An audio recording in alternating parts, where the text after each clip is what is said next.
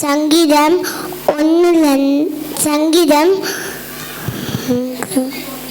சங்கீதம் 81 1 4 வரை.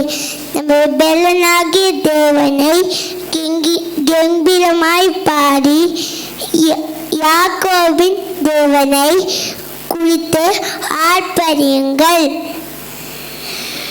தந்தூர் வாசித்து வீணையையும் இனிய ஓசையான சுரமண்டலத்தின் எடுத்து சங்கீதம் பாடுங்கள். மாத பிறப்பிலும் நெய்மித்த காலத்திலும் நம்முடைய